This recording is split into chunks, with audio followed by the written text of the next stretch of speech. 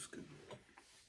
In this video, I wanted to go over dogmatic religion in the sense, and yeah, dogmatic religion, and talking about the parable of the Good Samaritan and how this plays into what Jesus wanted us to see about dogmatic religion. You know, now to define dogmatic religion is essentially is what I call gross belief in God.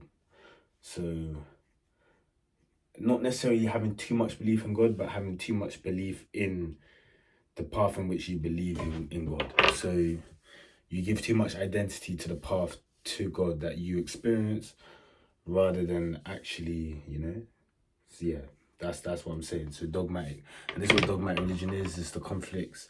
You see this in its grossest forms in direct conflicts, when people will be having back and forth arguments about their religion. For example, Charlie Kirk. You man will know him. That's an example of a dogmatic, let's say, And again, I have that dogmatic personality as well. Don't get me wrong. In that sense where I truly, and I want to tell people this as well. But I also understand this is something I'm trying to grow out of. Okay? It's something I'm trying to grow out of and I'm trying to kind of bring it. But then at the same time, I can see why it's happening for me right now. Because, there's just, it's more in my family especially. Like, yeah, in my family, I'm seeing, like, almost it's too much for me to just ignore it. You know what I mean? In my own household, some of the stuff that I'm seeing is too much for me to ignore. So it's difficult for me. But then I'm not out here. I'm not trying to say there's anything wrong with it. That's your thing. That's how you. But then again, so let me just focus on the thing. So dogmatic religion. Okay, we've already established where it is. So first thing that I wanted to note down, that I wanted to say, was understanding the relationship between the Samaritans and the Jews at the time of Jesus. Okay.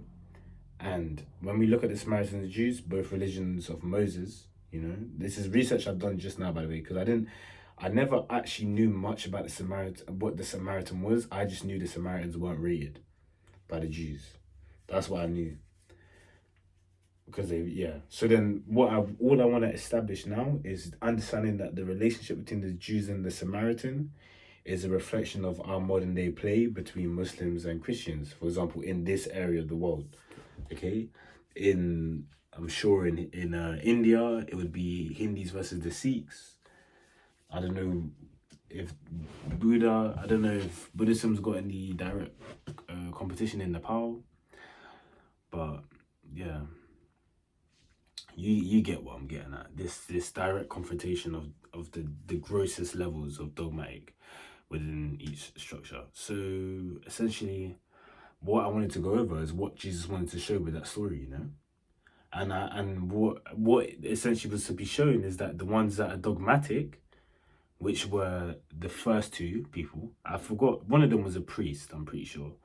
I forgot what the first guy was, or the other guy, but I know one of them was a priest. So that priest is an example of a dogmatic, because he didn't allow, he didn't help the guy, because he's within his own dogmatic construct. But then you have the guy, the Samaritan, you know what I'm saying? Just on the chill thing. He sees my man, it's just instinctive. It comes down to personal constitution. Okay, and I personally, I don't feel that comfortable getting caught up talking about like different religious constructs, blah, blah, blah. Because again, to me, it's just kind of irrelevant. And that's what this story is trying to show. It comes down to personal constitution. You know what I'm saying? It comes down to what you have been practicing in your life. So then when these situations arises, that will dictate how you react. It doesn't matter what religion you're in.